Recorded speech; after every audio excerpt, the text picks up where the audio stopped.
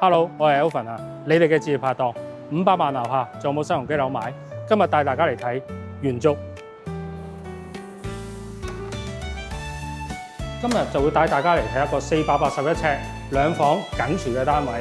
咁我哋唔講個客飯廳住，先介紹咗呢個單位嘅景觀。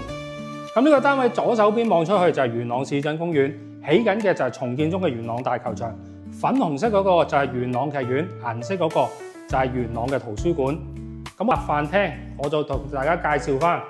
今日我而家企緊呢個位置就係一個飯廳嘅位置，呢個空間擺4至6人嘅飯台餐桌絕對冇問題。而且呢個單位係一個高層嘅單位，佢樓底咧係會特高嘅。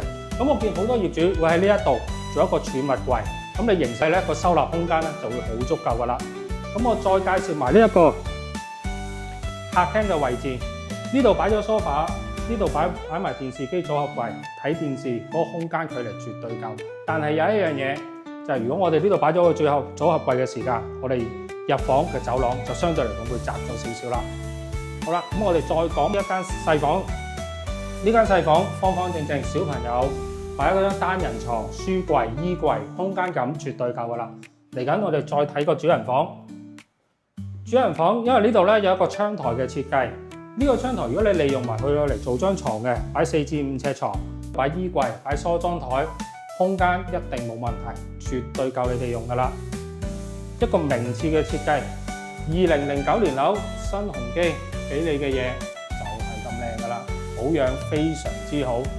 最後啦，我哋就同大家介紹翻，而家今日好多人揾新樓夢寐以求嘅緊廚房，空間感非常之都夠，設備非常之齊，而且保養得非常之好。